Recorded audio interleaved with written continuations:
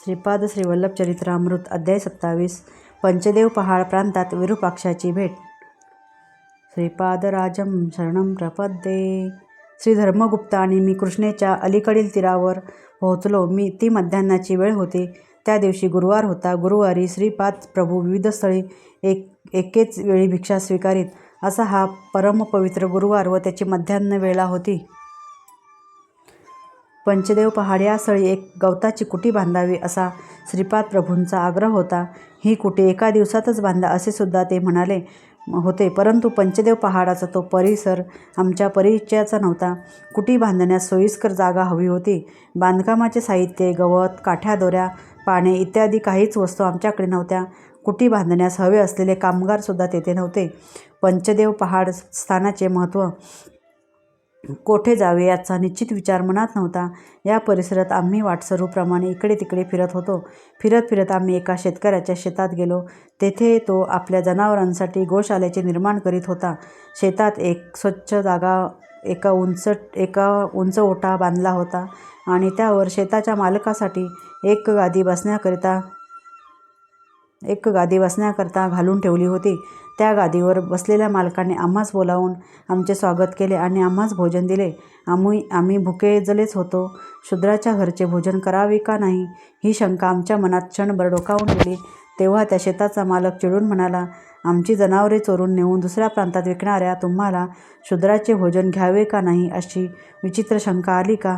त्या मालकाच्या दृष्टीने आम्ही चोर ठरलो होतो, परंतु भुकेमुळे आम्ही तेथील भोजन केले. त्या शेताच्या मालकाचे नाव विरूपाक्ष असे होते. भोजन झाल्यावर आम्हा दोघांना एका झाडास बांधण्यात आले. मी एक गरीब ब्राह्मण आहे, माधुकरी मागून आपला उदरनिर्वाह करतो असे अत्यंत दीनवाणाने त्यांना सांगितले.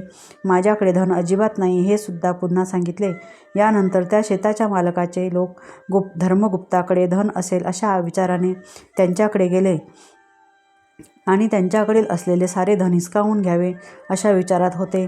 श्रीपाद प्रभूंची कल्पनातीत दिव्यलीला आमची सत्यस्थिती परोपरीने समजावून सांगितली, तरी त्याचा त्या शेताच्या मालकावर काहीच परिणाम झाला नाही.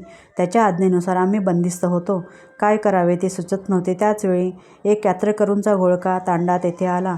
या यात्रेकरूंमध्ये शिवकावडी नावाचा एक भक्त समुदायात होता. हे यात्रेकरू वासवी कन्यका परमेश्वरीसाठी कावडी नेत असत.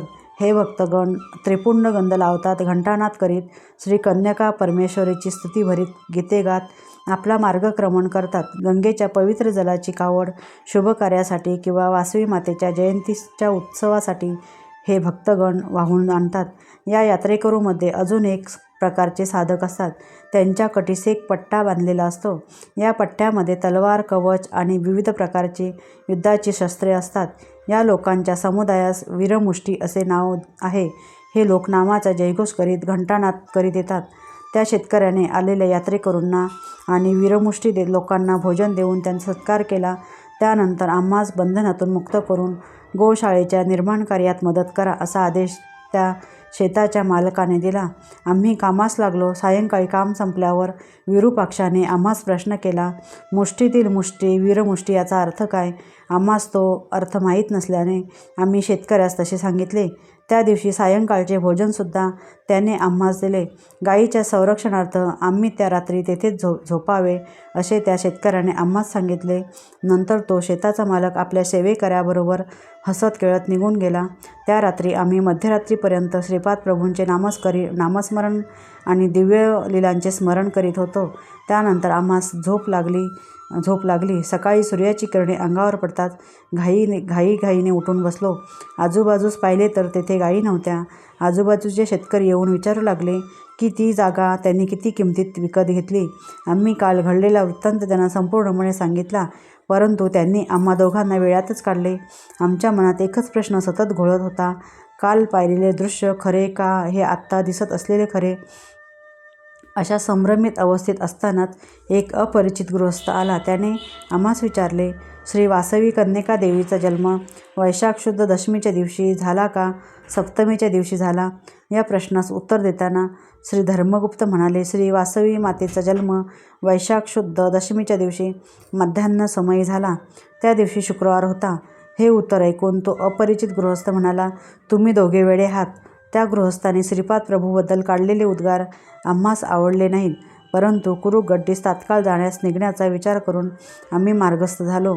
आमच्या दोघांकडे नावाड्यास देण्यास पैसे नव्हते. ही गोष्ट आम्ही नावाड्यास नावेत चढण्यापूर्वीच सांगितली. त्यामुळे नावाड्याला दया येऊन त्यांनी आम्हास नावेत बसू दिले. नाव चालू झाल्यावर नावाड्याची दृष्टी धर्मगुप्ताच्या बोटातील अंगठीवर गेली. त्याने ती काढून घेतली, परंतु स्वतःजवळ न ठेवता कृष्णेच्या पाण्यात टाकून दिली. आम्ही नदी पार करून कुरुक गड्डीस पोहोचलो. त्यावेळी श्रीपाद प्रभू कृष्णा नदीत स्नानसंध्यादी आटोपून तपश्चर्येसाठी बसले होते. श्रीपाद श्रीवल्लभांचा जय जयकार असो.